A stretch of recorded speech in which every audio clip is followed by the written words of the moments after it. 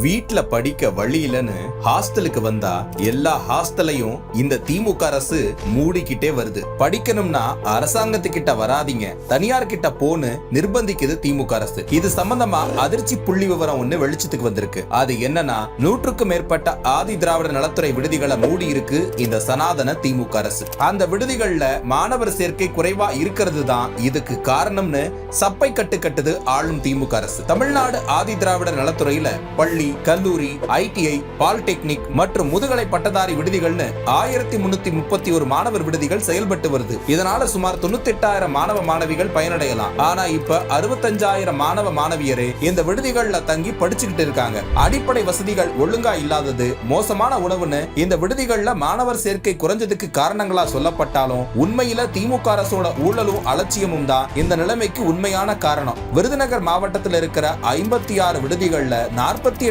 விடுதிகள்ல மாணவர்களே இல்ல. அதனால அதெல்லாம் மூடணும்னு மாவட்ட ஆட்சியரும் ஆதி திராவிடர் மாவட்ட நலத்துறை அலுவலரும் 2025ஆம் ஆண்டு ஜனவரி 3ஆம் தேதி ரிப்போர்ட் கொடுத்திருக்காங்க. ஆனா அந்த 48 விடுதிகள்லயும் மாணவர்கள் தங்கி படிக்கிறாங்கன்றதுக்கு பயோமெட்ரிக் ஆதாரம் இருக்கு. அப்படி இருக்கும்போது மாணவர்கள் யாரும் இல்லன்னு எப்படி மூட சொல்ல முடியும்? ஊழல் திமுக அரசும் இதை விசாரிக்காம ஜூன் மாசம் இந்த விடுதிகளுக்கு விண்ணப்பிக்கிற நல்லோசை வெப்சைட்ல இருந்து இந்த 48 விடுதிகளோட விவரத்தையும் முழுமையா தூக்கி இருக்கு. இப்படி தமிழ்நாடு முழுக்க மாணவர்களோட எதிர்காலத்தை கேள்விக்குறியாக்கி இருக்கு திருட்டு திமுக அரசு. பட்டியல் பிரிவை சேர்ந்த மாணவர்கள் பலரும் கிராமங்கள்ல இருந்து இந்த விடுதிகள்ல நம்பிதான் படிக்கிறதுக்கு வராங்க. அப்படியான மாணவ மாணவியரோட நிலைமைய கொஞ்சமும் யோசிக்காம ஊழல் மட்டும்தான் உயிர் மூச்சா வச்சிருக்கு சனாதன நீதி திமுக அரசு. ஏற்கனவே தமிழ்நாடு ஆதி திராவிட நல பள்ளிகள்ல 2000க்கும் மேல காலி பணியிடம் நிரப்பாம இருக்கு. கல்வியில சிறந்த தமிழ்நாடு விழாவெல்லாம் எடுத்தீங்களே முதல்வர் அவர்களே, இதுதான் அந்த சிறந்த தமிழ்நாடா? ஆதி திராவிட நலத்துறைக்கு வழங்கப்படும் நிதியை முறையா முழுமையா பயன்படுத்தாதது மட்டுமில்ல,